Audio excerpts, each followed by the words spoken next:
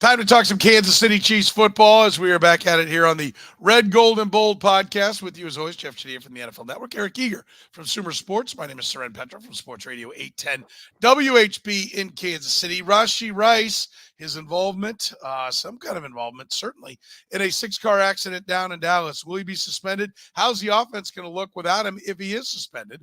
How do the Chiefs need to go wide receiver in the draft now? Is there anyone in-house that can replace Rashee Rice? Do the Chiefs have a culture problem? Carson Wentz is a Chief. So's Clyde Edwards-Helaire. Who had their money on that? CEH coming back.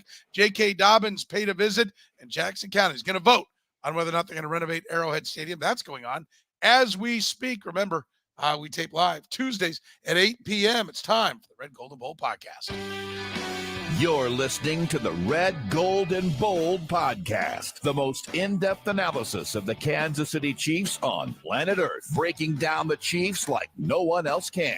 Red, Gold, and Bold is hosted by Jeffri Chadiha, Eric Eager, and Soren Petro. Jeffri Chadiha is a senior columnist and on-air personality for the NFL Network and NFL.com. Eric Eager is the vice president of research and development for Sumer Sports. Soren Petro is the afternoon drive host of the program on Sports Radio 810 WHB in Kansas City.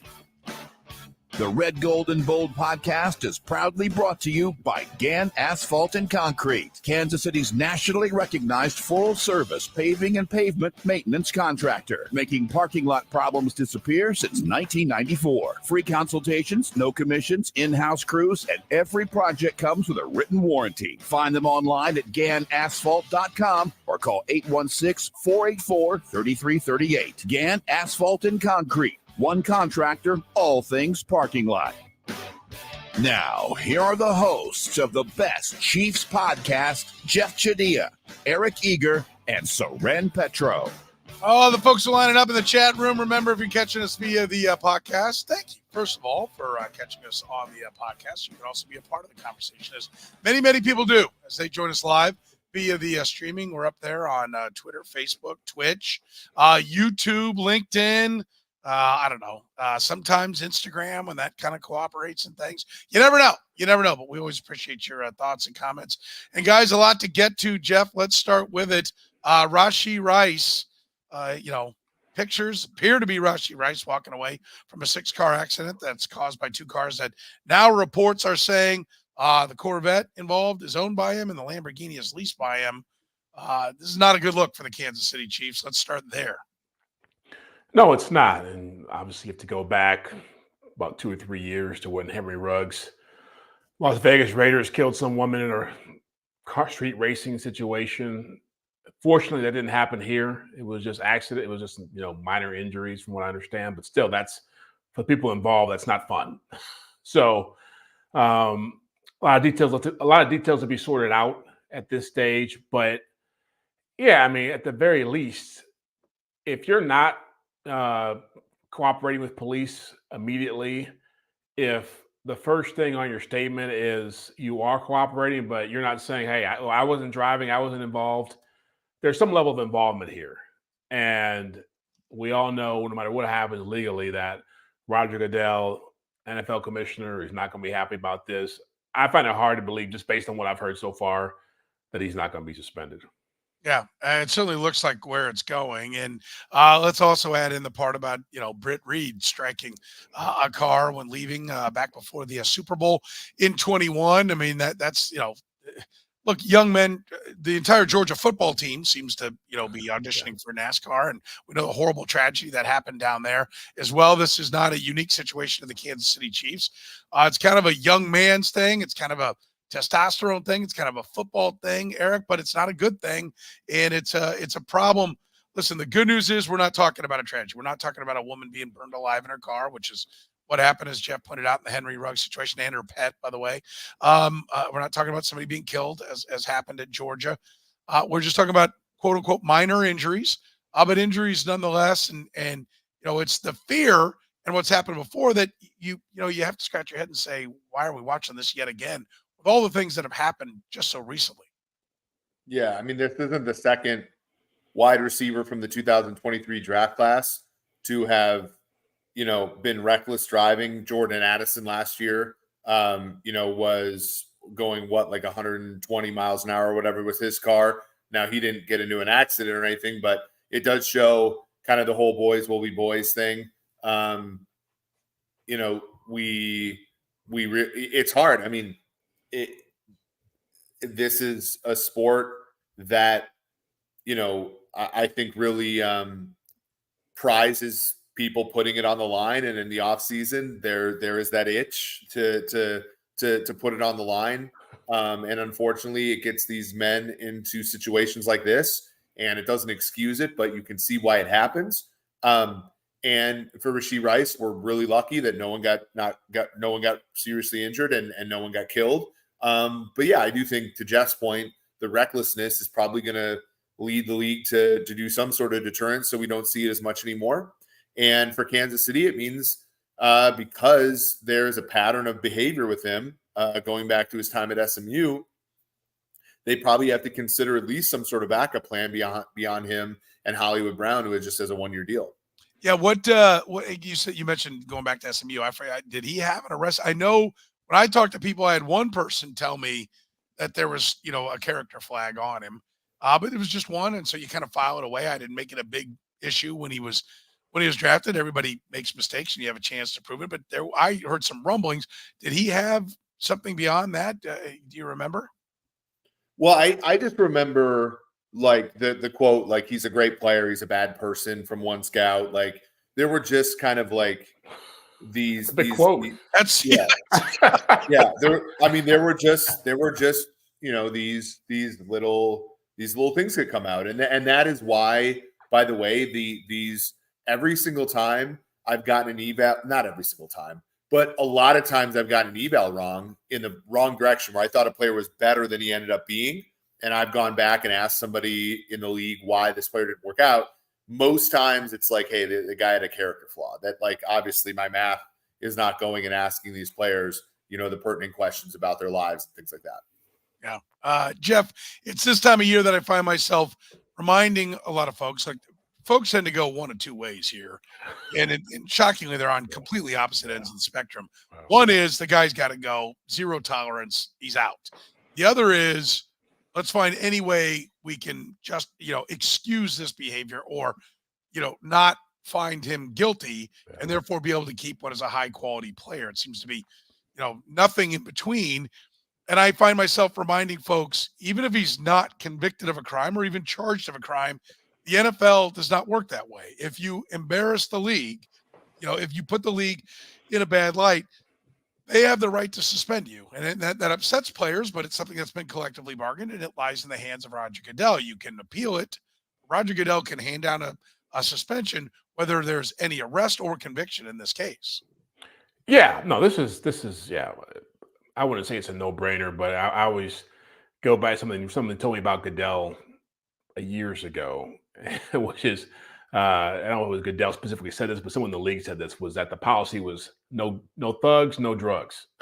And so that was kind of the mindset of, like, anything that falls in that category is going to be dealt with pretty harshly. And I go back, but you're right. I think everybody, the people who want to see the Chiefs three-peat and have success are they're going to minimize this to a certain extent. And the people who are really hardcore hardliners, not fans of the Chiefs even, are going to look at it like, this is something how can this guy even be on the team any longer?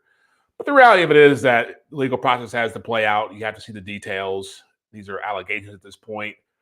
But again, I go back to, if you're unable to be reached by the police within a 24-hour period in a cell phone age, an era of social media, and your two cars are involved, then you're involved.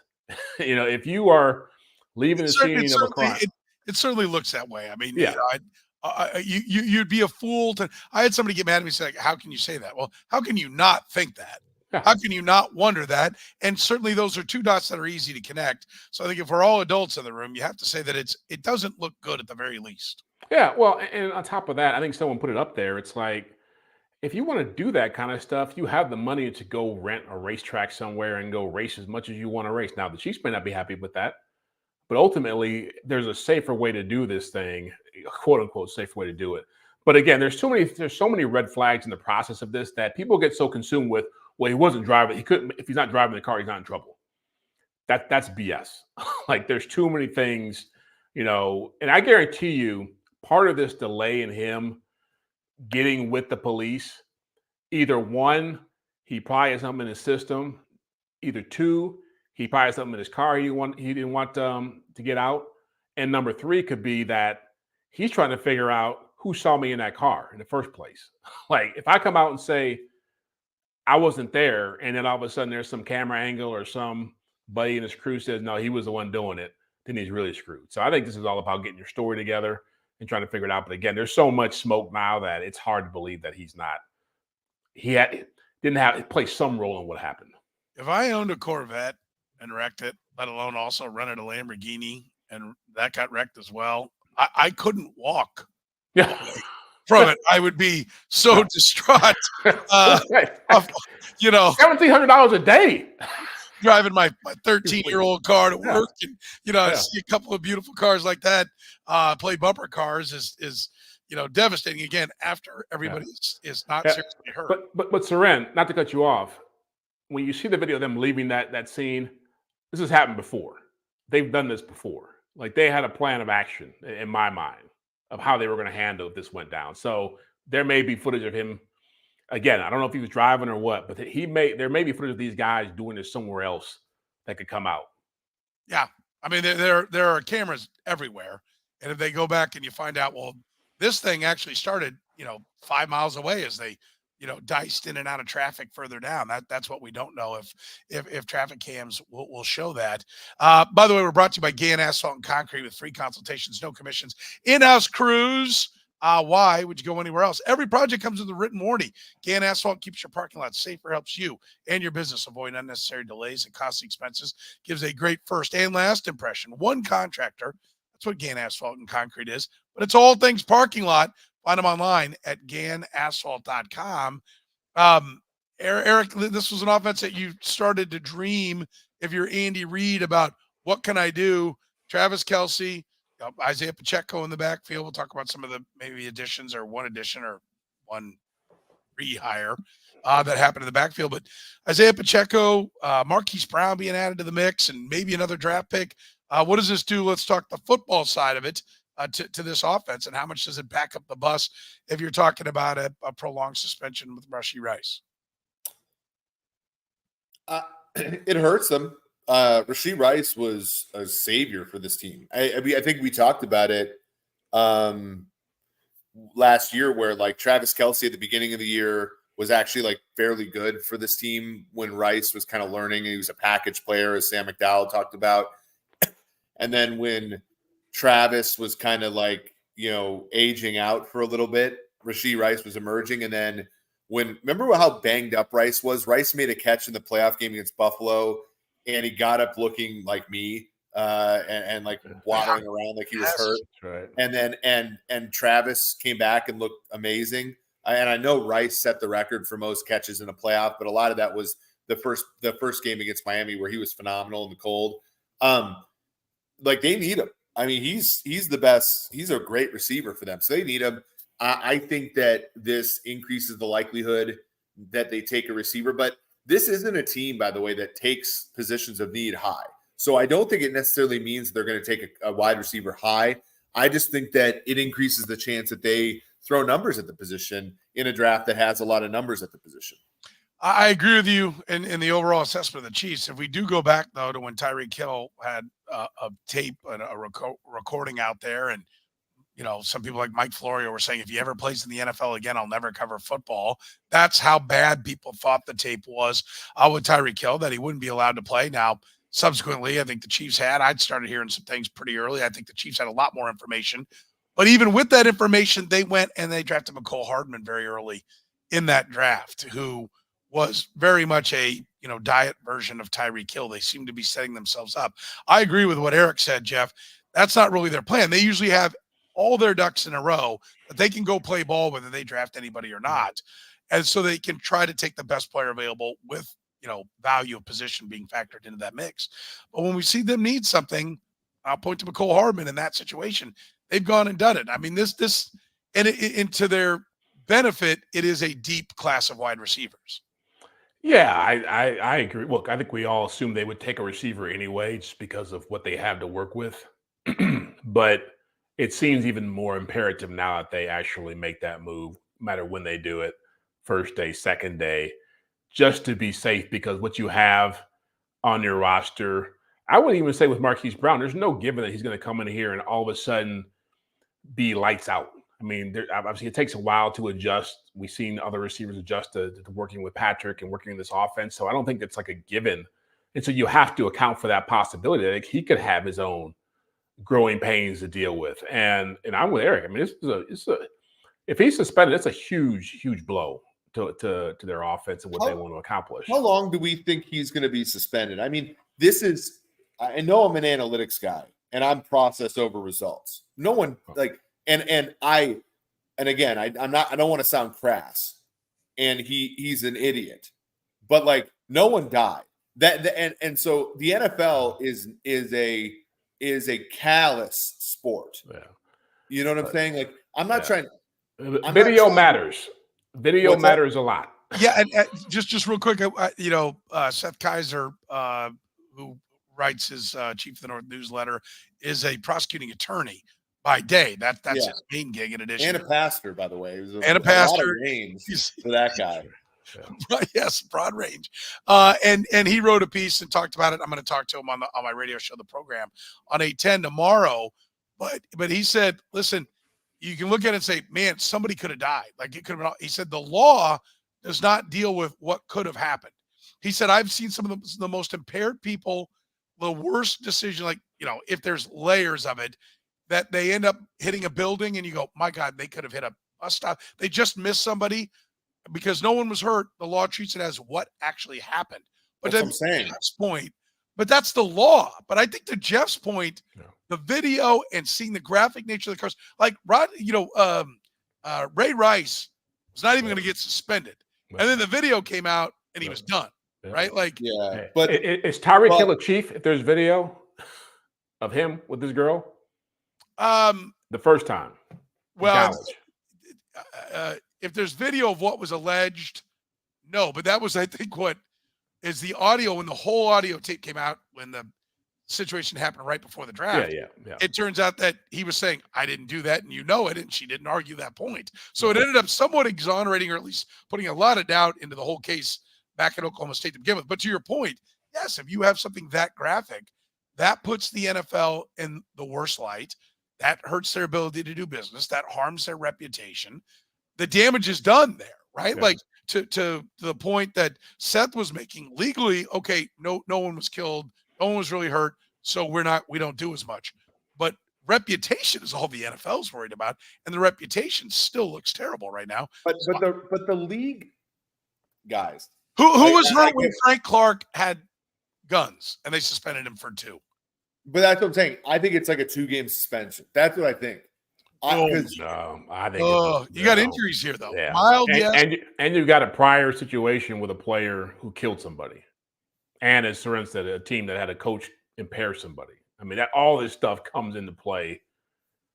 True. Trust me. I was with the Ray Rice thing blew up in their face. They will never go through something like that again. The Britt Reed thing, Jeff, you're right. But okay, we're talking 4 games. If let me play this out. If you see the accident and everybody gets out of the cars, or at least Rashee Rice gets out of the cars and goes and checks on people in other cars and is there when the police arrive. That's a different look. But hey, saddle up, boys, we're out of here. Move is crushing, in my opinion. One, it's against the law. Leaving the scene of an accident is against the law. And so there are multiple laws that are broken here, and the video nature. I think we're looking at a minimum of 4. I think that's 4 seems. I would say 2 to 4, but I still think the league still looks at what happens, man. Yeah, this story was the 3rd story on Good Morning America on Monday morning. After the Francis Key Bridge in Baltimore and whatever presidential Trump thing was going on, like the 3rd big picture of Rashee Rice, posing a Super Bowl uniform, they saw that too. Yeah. I think I would say 4 to 8. And if I had to put my money on, if I had to put an over under on it, which I don't like doing, but I would probably put it at 4.5. I would tend to see take it down towards 4. But I think there are reasons that a commissioner who's irritated with this would say, I've got to ramp up what's going on. And he's got a lot of different things to point to that are against the law here, and a bad look and an organizational bad look. And, wait till the civil lawsuits start flying. Every person who was involved in that crash is going to be, Rashee Rice is going to be very familiar with their names. That was the report. One of the reports today was about people in cars lawyering up right now. And so think about that aspect of it when they do. And if you have a civil case and that all plays out and they're showing videos and they're releasing videos, the TMZs of the world will be there. Like we said, if there are other street cams that have video of it, that's all going to be coming out in an effort to put pressure on the league, the Chiefs, Rashee Rice, to try to settle. And that's how you do it, is you make it very public. So, yeah, I don't think we're going anywhere anytime soon. Should they, Jeff, bump up wide receiver to need number 1? Is this a team that, again, like I said, the draft does kind of fit that as a need. But as you know, I've said, I believe left tackle is their biggest need right now. Maybe that changes with Rashee Rice potentially being out for a while. Should they make wide receiver priority number 1? Yes. Yeah, because now, again, maybe I'm going too far down the rabbit hole here, but given what Eric said about the character stuff, given this happening now, can you trust he's going to stay out of trouble moving forward? And do you want to have a better option in place that, who's potentially an option for you if you think that he's not going to be someone you want to extend down the road? I mean, if you're Brett Veach, you're thinking about all this stuff right now, if you had said 4 days ago that Rashee Rice would spend his whole career here, I would have said, yeah, I could see that. Like, now I'm not so certain. And so, yeah, I think you have to have depth. You have to have an option in case he gets in trouble. You don't know what the suspension is going to be. Dobbins Smith is still out there as an option. He probably wants a little more money than what he got last year. So you can pay him and hold on to him. But I would not be shocked if the first pick was a receiver now. Yeah. Should it be number 1, Eric? And is there an in-house candidate to replace him? The draft should never be for need for that season. Well, it was in 2020 or 2019. Yeah, I agree with you in principle when you don't have somebody taken off late and when you don't have a complete unknown. But that's why I think that's how the Chiefs operate. I think they operate exactly how you say, except for the one time they thought they were going to lose. Yeah, but Brett Veach has never made the same mistake twice, right? Like McCole Hardman caught the winning touchdown in the Super Bowl. And McCole Hardman played a mistake. Anybody who doesn't think McCole Hardman was a successful pick can cry into their pillow as he puts 3 rings on one of his hands. But but I think the Chiefs should take the best player available and let them chip. Like, somebody talked to the Tyler Boyd's available, right? Marquez Valdez-Scantling is available. Donovan Smith's available. Yeah. Charles Amena, who is coming off of an ACL, he's going to be on this team. They need a defensive tackle to play. I've sung these. Derek Nottie has been quiet quitting for 4 years. They need a defensive tackle to play next to Chris Jones. They need. My dog's barking. He's so offended by how bad Derek Nottie's been for the last 4 years. They have multiple needs for them to overlook. Like, for them to break it, they can break a tie with a need. I'll allow that from my couch. Okay. But they should not draft for need. No. One other thing about the off the field part, Andrew said, what about the witnesses they say saw them taking guns out of the cars? I do agree. What is the infatuation with guns, by the way? Why? Let me say this first. I haven't seen anything else about that since the initial report, which makes me wonder, is someone backing away from it? But yes, that is a whole layer Andrew brings up. If that which the reporting early on was that one of the witnesses, one of the people in the accident, said they saw that. Again, I haven't heard anything more about that, which to me is strange. If that was there, I would think that would be one of the Let's headline check all deals. the boxes to get us in the deepest shit possible. Us. Yeah, This is a dumb thing. Good God, guys. Yeah, I think he's talking, theoretically, as if he was one of the guys there.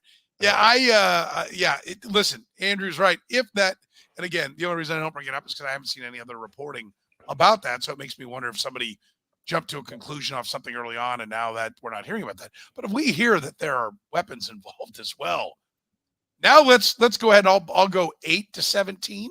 Yeah. But hey, look, we know they had to leave for a reason. You're an idiot to think, oh, we'll leave our cars here and no one will know that who owns these cars or who's been driving or who's leasing them. They had to know that was a part of it. So whatever motivation to leave had to be something bigger than just that part of it, which was already bad enough, right? Yeah. Do the Chiefs have a culture problem, Jeff? Or is this just they're in a bad run of what happens when you get testosterone, young, superhuman athletic males that are rich and have been told how great they are their whole life? Is this just the reality of what it is? And they're on a bit of a bad, not that the coach does not fit that mold, right? When we go back, but is this just the reality of the NFL and everybody thinks their team's the worst because they see all their stories more than they see anybody else's? Well, I'm old enough to remember the 97, 98 football team, right? Wasn't that like the epitome of the culture problem when you actually have people trafficking drugs and running guns and that would be a problem. People sleeping with coach sleeping with players' wives or whatever it was. So yeah, I think that's probably the height of culture problem. So where they're at with this, I don't know. Maybe I'm jaded. I don't think it's anything that is exceptional to what I see around the NFL. I think other teams have these issues. They may not happen. They may not be noticed as much because those teams may not be as prominent as the Chiefs are right now. But yeah, I mean, the litany of things that have happened lately, it seems like a lot. But ultimately, I think it's, I'm being very careful not to say, oh, this is like run-of-the-mill stuff for NFL. It's some of this stuff is pretty serious stuff. What he did was serious. What Britt Reed did was serious. The allegations against the Menahue and Tyreek Back, all those things were taken seriously. But yeah, I do think that this is.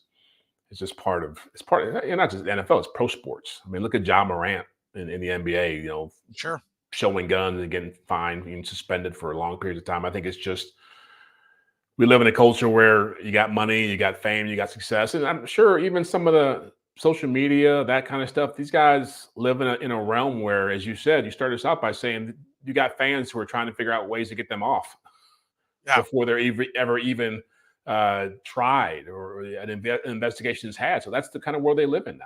And it does make you feel invincible. I don't know how this Rhett said, I don't get the youth excuse. Plenty of young people don't get into trouble. Being young is not an excuse. I'm not making an excuse at all. I asked the question, do they have a culture problem? I think you missed the question, Rhett. Do the Chiefs have a culture problem? Or is this just the reality of, I said young men, but also that have, grown up as being a star and congratulated all the time.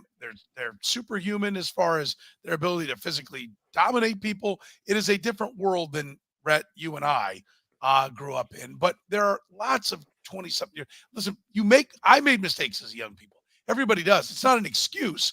I'm just pointing out, do the Chiefs have a culture problem, or is this just the reality of dealing with people this age with this kind of finances and the ability to buy very fast cars, possess very fast cars, and that kind of mindset. Eric, you brought up, Rashee Rice getting up after just taking some kill shots in Buffalo and kind of wobbling around and coming back and playing. He's not afraid, right?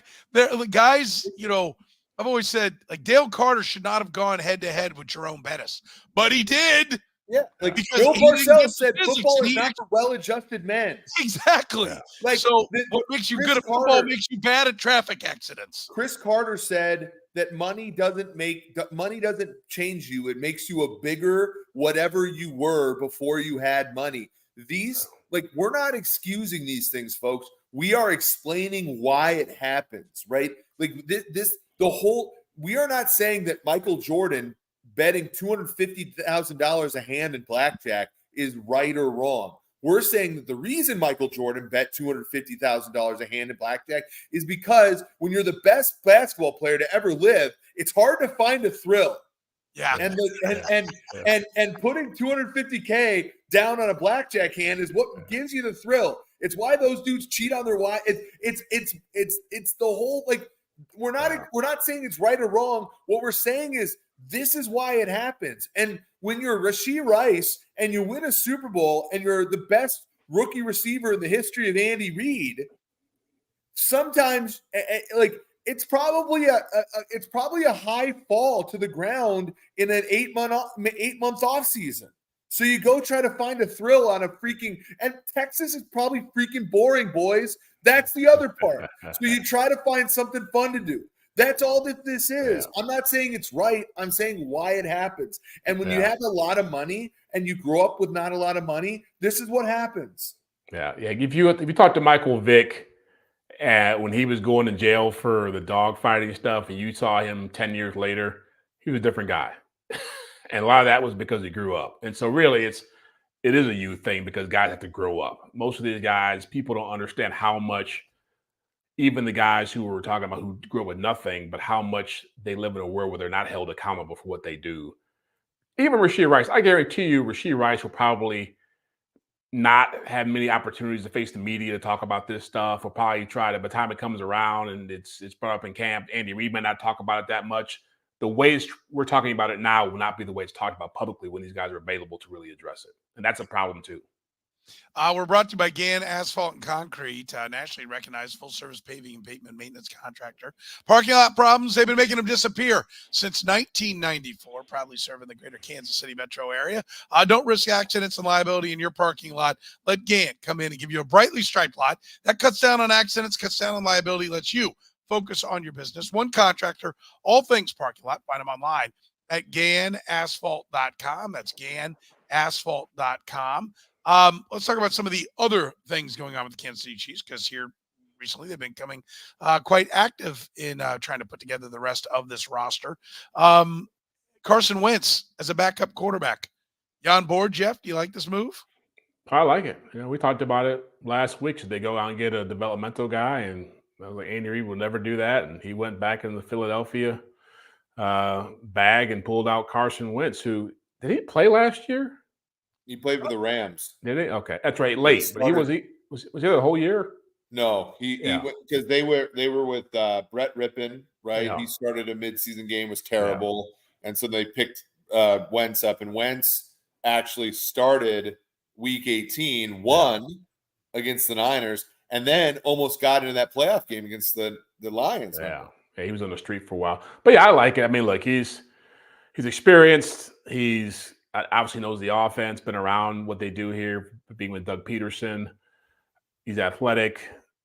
I think you can put him in there and win game. I think he's as good as Blaine Gabbert, as good as Chad Henne, and that's what they need in a season like this. I think the upside's better than that. I mean, hey, listen, he has more upside than Nick Foles did when he came in here.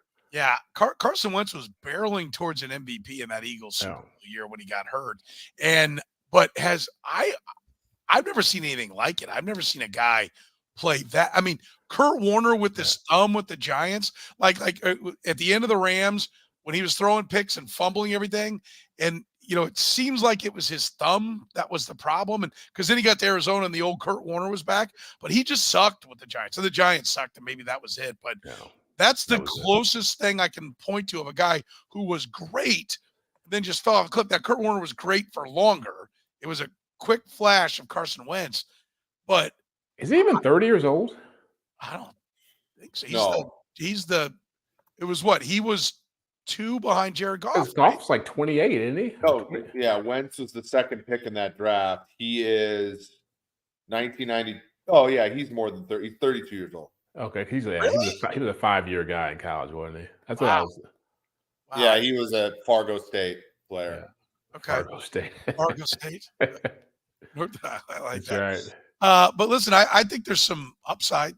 I mean, Eric, like I said, if I take a guy who's been there and done it, as a guy who's never done it. Well, they love the pedigree. The Chiefs are pedigree junkies. That's why they brought back Clyde. Like there's Brett Beach when he's had a couple, he just looks at draft pedigree across from the bar, like come and get me. That's Do you think if Patrick Mahomes had some kind of injury and he's out for 4 games, could Andy Reid turn Carson Wentz? Hell yeah, dude. Andy Reid, the Vikings in 2019 went 10-6 and made the playoffs, and Andy Reid beat them with Matt Moore. Yeah. Well, to me, and almost beat the Packers in Well, no, that was in Kansas City, but like that Packers team was 13-3, and they lost by a touchdown because LaShawn McCoy fumbled the ball in the middle of the line of scrimmage. Yeah. Matt Moore. I hope he's a good teammate. He's been pretty whiny, Temecula says. And Kevin says, in Wentz's case, turns out your spine is important. McVay brought him in, and he wasn't a jerk with Stafford there. Yeah. By the way, they're a fan of your banquet material here, Eric. Hopefully we'll see that at the analytics conference when you come to Kansas City this summer. I'm looking forward to that one because I'm having to book travel around your appearance right now. I'm getting in heat to make sure that I'm there, by the way. Listen, the one thing I think if you get a Carson Wentz, I would love to have seen a 2-year deal. I'm sure his people don't want that. What they would love is a great preseason showing, and then they don't wish injury on anyone, but get a couple of starts, look really good in an Andy Reid offense, parlay that into a new deal. But this isn't going to be the kind of thing where he plays well and then the Chiefs can trade him, right? Like because he's only under contract for 1 year. So it's significant. You mentioned Clyde Edwards-Helaire. Someone want to help me out? I mean, if it's a league minimum, fine. You're going to sign somebody down there. But if there's any substantial money, the pedigree of being a former first-round pick, your own first-round pick that failed. It's one thing when you think you can go fix somebody else's screw-up. This is yours. Why is this happening? The Derek Nottie of running backs. Yeah, he is. They got to have somebody on both sides of the football to balance it out. Yeah, I saw the J.K. Dobbins report. We'll talk about that, in a little bit. But I was like, oh, that makes sense. If he's healthy and come out of college, he was a guy that could catch, just put him out, ran the football effectively. I could pretty good number 2 back. And then all of a sudden, why is he Clyde's back? It was just like, but I think Eric's right. I think they fall in love with guys. They have an affinity for certain players. They're big on fit, locker room fit. I would have think, man, you finally got a chance to cut loose with this guy. Just head for the hills and see what happens. Clearly, he had no other offers out there. But maybe it's easy to say he knows the offense. He's been here. We know him. Somebody's got to take the job, but I was baffled by it. I don't think I'm not expecting anything from Clyde Edwards-Helaire this coming season. Eric, you've got big numbers on him. I think you had a bold and daring prediction last year that he would lead the team in rushing, if I'm not mistaken. He started week 1. He did. Is that what you're starting with? Hope. I mean, like, yeah. I thought it was more of a fade of Pacheco, who obviously held up pretty well this year and was awesome. Again, I've been wrong about Pacheco a number of times. I don't think Clyde played I thought Clyde was a good complimentary back this year, wasn't he? I mean, he wasn't like Haley Van Lith was last night. Did anybody? He was just a backup running back. I like to have like a games on when I'm watching things, and my office I got multiple TVs, and so I'll throw on NFL Network and they're showing old games, and they were showing, I think it was the Bills 13-second game, which was some game in Clyde's rookie year. He looked 25 pounds lighter. Oh yeah, he looks CJ Anderson like now. Yeah, I like so if he's not going to get back down to where he can be quick and make somebody miss, I don't understand what this is. It makes no sense to me. Unless if the contract is so low and the get out is so cheap that you can cut him, and you're just like, listen, let's give it a shot. Let's see if he goes. He's been released now. Let's see if that fired him up and he goes back to work. But I don't know. There's a big and tall runway model job open somewhere. He's not the tall, but he could be the big. I'm not failing at that too. I think he's a baggy sleeves football model. He is running backs like you think I'll Thomas. be here all week. You think Thomas Jones, your waiters, right? Bicep with the map of veins coming down the arms. That's an insult to Thomas Jones, right? Like Thomas Jones is a much better back than that. No, but I'm just Thomas Jones is one of the best, coolest looking guys. As far as like he looks like when you wanted to see when you look 3.7 yards in front of the line of scrimmage, you got a great look at Thomas Jones. Yes, but I'm just saying he looked the part. He was badass. He had picked up a weight. You know, he knocked out who was that? Jonathan Baldwin. Jonathan Baldwin with his bicep. And Jonathan Baldwin, to Thomas Jones' credit, probably deserved it, right? Yeah, probably. How about J.K. Dobbins? Tommy's not excited. He thinks he's you blow out one, you blow out the other. That is usually what happens. That's my experience of people I know who have blown out one. They come back, then they blow out the other. That was the case with Derek Johnson. But, the Chiefs, I don't think if they're talking to him, are looking at giving him a 4-year deal. This is like a one and done prove it, I'm assuming. Yeah, that's what it's he blew out his ACL too. So it's kind of like Tre'Davious White with the Bills or with the Rams now. He's got both wheels have been. Yeah, this feels more like let's bring him in. Let's see what he's got. Maybe he surprises us. Maybe he's like Jerick McKinnon, and we just get somebody who was banged up and people forgot about. But then all of a sudden he shows he can be a player for us on some level. I don't think it's. Again, the signing of Clyde tells me that they saw him more as a third option and not a second. So I don't think it's that big a deal. But again, they have to have depth there at some point. If Pacheco goes down, Pacheco's been hurt. Clyde's been ineffective. You got to have a third guy there you can trust. Yeah. You got any hope for a J.K. Dobbins, bounce back here in KC? I mean, D'Onta Foreman had a pretty good career post Achilles. But it took for freaking ever. Cam Akers had a pretty decent, but it was 2 years later, and then he popped his second Achilles.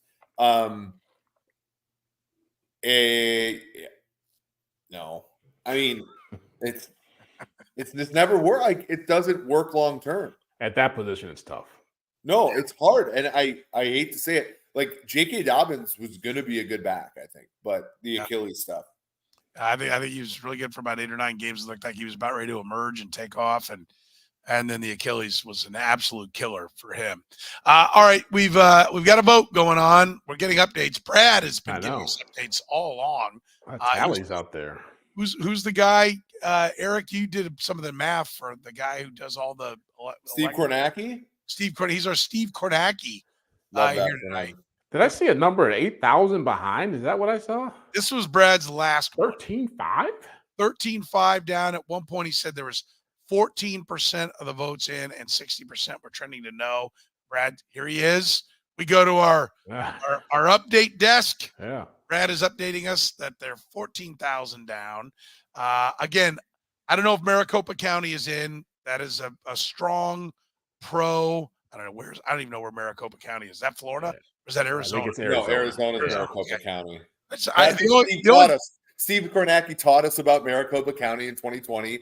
He went 5 straight days without taking a piss, telling us about Maricopa County. It's the only time I ever watched the news channels. Is I kind of watch some of the. Well, that's how he got the gig with Sunday Night Football. Was they looked at him and they're like, "Dude, all you've done is drink Diet Cokes and stand here and talk to us about Arizona, Nevada, and Georgia counties for 5 straight days." I remember a lot of Wisconsin talk. That it's like, oh, wait till Milwaukee. Yeah, Wisconsin wasn't really in the balance unless you were a true conspiracy theorist. Yell into your pillow if you disagree. So, but it's not looking like, at least the early returns. Again, Brad was saying about 14%.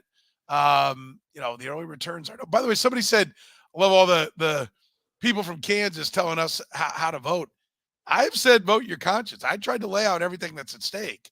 I don't think Jackson County definitely loses the Royals and Chiefs if this doesn't pass, but they lose the exclusive negotiating rights with them, according to the Chiefs. What Mark Donovan has said is that they will open it up and they will listen to other people. So you would have some competition, but the early returns are no. Now, if I had a vote, I would vote no because I don't like the Chiefs. I don't like throwing money into an old stadium. Neither do the Chiefs. That's why they're signing a 25-year lease Yeah. as opposed to a 40-year lease. But yeah, I I don't know. Like maybe we're not going to be watching Yeah. in Arrowhead. Look, it's been mishandled from the jump. And I've said this before. I feel like if they had been straight up with people and had their crap together from the start, this community loves those teams so much and wants to be behind them. I think they would have won this pretty easily. But because of all the misinformation and the lack of, to go from, hey, we want a new stadium, we want new money, to, hey, we don't know what we're doing, to, hey, we're not giving you any information, to, hey, we're leaving. Like, that's not like, PR 101 about how to run a campaign and win people's trust. And we got serious issues in Jackson County. They got serious problems. And to say, sign up for 40 years for us and we'll do right, nothing in writing, no commitments, real commitments. They blew it. Eric, you ever lived in a town where this for me is the second go around. I was working when they were calling US Bank. Now, I didn't live in Minnesota when this happened. I grew up in Minnesota where there was stadium problems all the time. They were calling US Bank Stadium quid pro quo player stadium for like 3 or 4 years as a play on words. One of the reasons I stopped being a Vikings fan and became a Chiefs fan was because they were flirting with the Los Angeles market for 20 years, and I was sick and tired of that nonsense. They're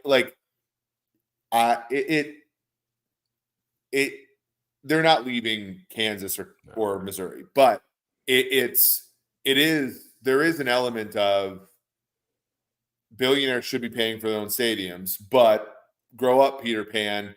The Clark Hunt is actually not that rich compared to the other owners in the NFL. And so this is awkward. Yeah, it'll be interesting. They want, at least the baseball team wants to be, in the new ballpark by 28. That means shovels in the ground by 25. Yeah. Somebody told me that would mean if you're, it better be January 1 of 25. The fastest turnaround ever on a stadium was one of the ones that was just recently built. I forget which one it was. It was 39 months. And so, and the amount of infrastructure because the east side of the loop sucks now when you're not trying to empty out a ballpark down there.